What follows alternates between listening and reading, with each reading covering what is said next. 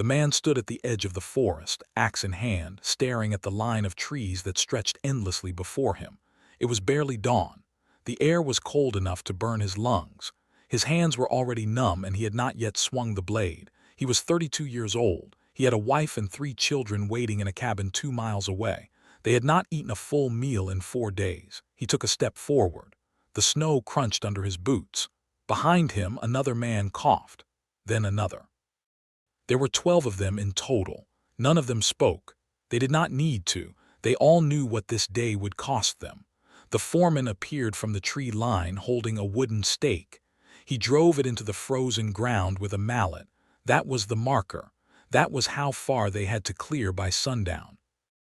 The man looked at the trees. He looked at the stake. He looked at his axe. Then he swung. The blade bit into the wood. The sound echoed through the forest, and somewhere deep in his chest something told him he would not make it home tonight. This was not the America people imagine when they think of the 18th century. There were no grand estates for most men, no fields of wheat rippling in the sun, no quiet evenings by the fire with a pipe and a book. That was the life of a few. For everyone else, survival was the only goal, and survival meant work, brutal, back-breaking, soul-crushing work. In the early 1700s, colonial America was not a land of opportunity. It was a land of desperation. Men arrived on ships, many of them as indentured servants, and found themselves trapped in contracts that lasted 7 years. They worked for no wages. They were housed in shacks. They were fed scraps. If they ran, they were hunted. If they complained, they were beaten. Even free men had little choice. If you owned no land, you worked for someone who did. If you owned land, you worked it until your body gave out. There was no middle ground. Women and children worked too, but men carried the heaviest physical burdens.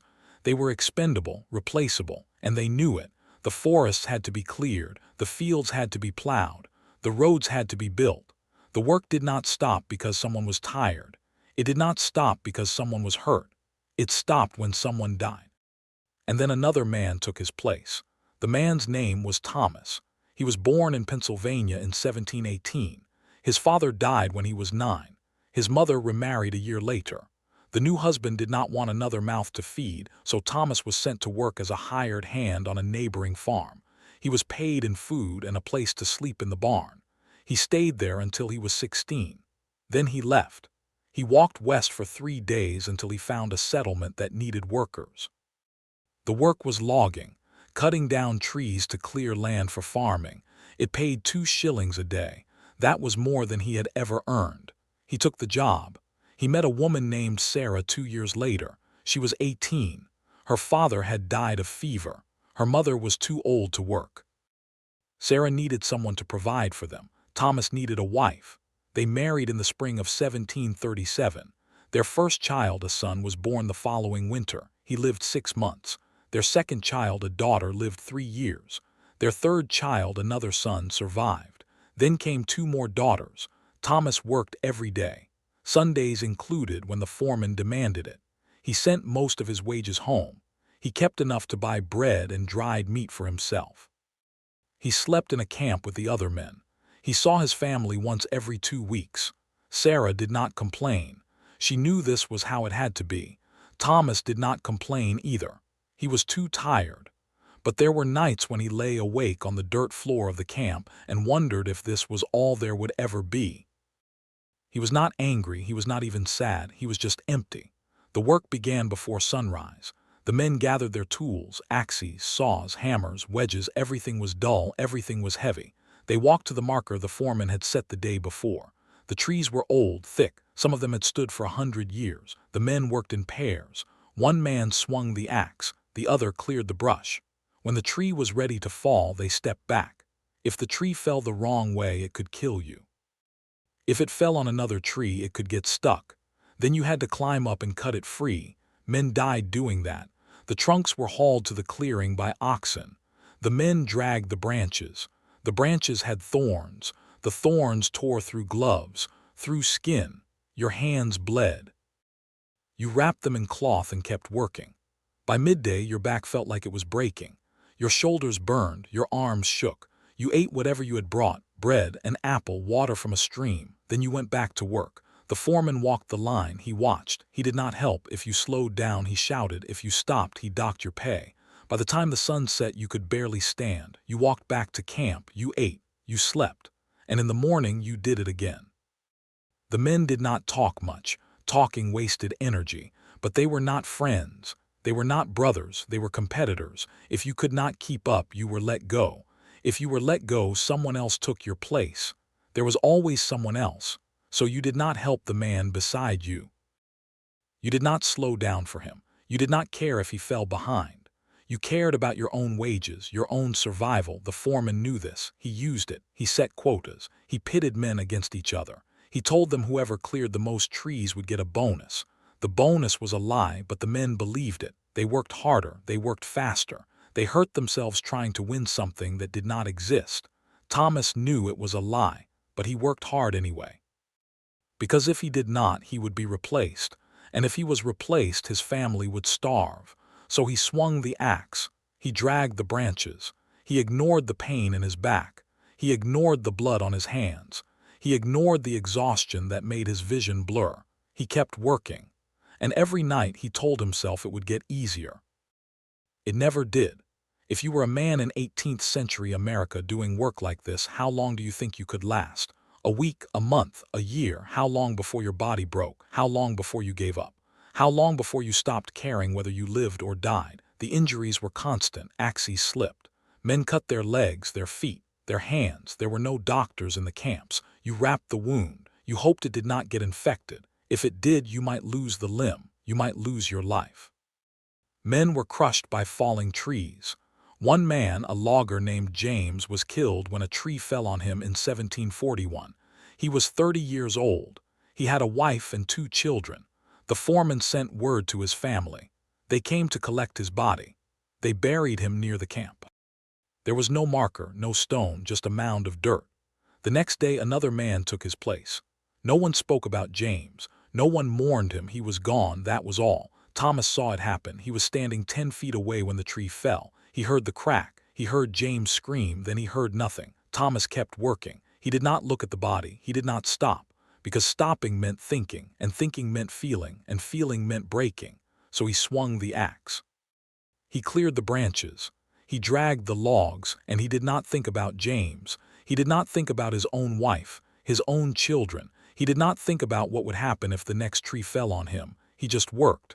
Most men did not die from falling trees. They died slowly, from exhaustion, from infection, from cold. In the winter, the camps were freezing. The men slept in crude shelters, lean-tos made of branches and animal skins. The wind cut through. The cold seeped into your bones. Men woke up with frostbite, with fevers, with coughs that turned into pneumonia. If you got sick, you did not get paid. If you did not get paid, your family did not eat. So you worked. Even when you could not breathe, even when your body shook, even when you knew you were dying, because stopping was not an option. Thomas got sick in the winter of 1743. He had a fever, a cough. He could not keep food down. He kept working. For 3 days he swung the axe. He cleared the branches. He told himself he would rest when he got home. On the 4th day he collapsed. The foreman sent him back to the cabin. Sarah nursed him. She gave him broth. She wrapped him in blankets. He survived, but it took 2 weeks, 2 weeks without pay, 2 weeks without food for the family. When he returned to the camp, he had lost weight. His hands shook, but he picked up the axe and he kept working. The average man could last 3 to 5 years doing this kind of work. After that, the body gave out, backs broke, joints wore down, hands became too damaged to grip an axe. Men in their 40s looked 70. They were bent, hollow, used up.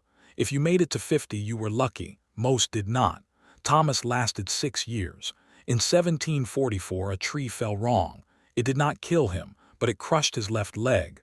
The bone broke in 3 places. The foreman sent him home. There was no doctor. Sarah set the bone herself. She used wooden splints and cloth. The leg healed, but it healed crooked. Thomas could not walk without pain. He could not swing an axe. He could not work.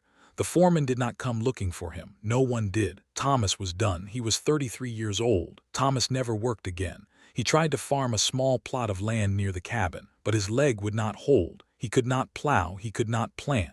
Sarah took in sewing. The children worked. The oldest son, now 12, hired himself out as a farmhand. The daughters helped their mother. Thomas sat outside the cabin most days. He watched the forest. He thought about the trees. He thought about the men still cutting them down. He thought about James, about the other men who had died, about the ones who were still alive. He wondered if they thought about him. He doubted it. In 1749, Thomas died. The cause was listed as fever, but Sarah knew better. He had been dying since the day the tree fell. His body had just taken 5 years to finish. He was 38 years old. They buried him in the yard. No stone, no marker, just dirt. Men like Thomas built America. They cleared the forests.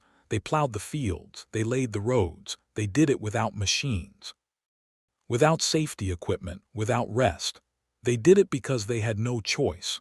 And society allowed it, because the work had to be done, because land had to be cleared, because crops had to be grown, because progress required bodies, and bodies were cheap.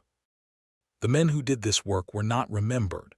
They were not honored. They were used, and when they broke, they were discarded. Their wives remarried. Their children grew up. Their names were forgotten. But the forests they cleared became towns. The fields they plowed became farms. The roads they built became highways. Everything you see today was built on the backs of men who were never meant to survive, men who were never meant to matter. If you think about the man standing in that forest at the beginning of this story, ask yourself this: how many men like him are standing in a different kind of forest today? How many people are doing work that will break them, work that will use them up and spit them out, work that society needs but refuses to see? The tools have changed. The forests are different, but the logic is the same. Some people are meant to survive, and some people are meant to be used. There were worse jobs, jobs that made logging look easy, jobs where men did not even get to see the sky, jobs where death was not a risk, it was a certainty. But those stories are for another time. For now, just remember this: the men who built the world you live in were not heroes. They were not pioneers. They were not brave. They were desperate. And desperation is not romantic.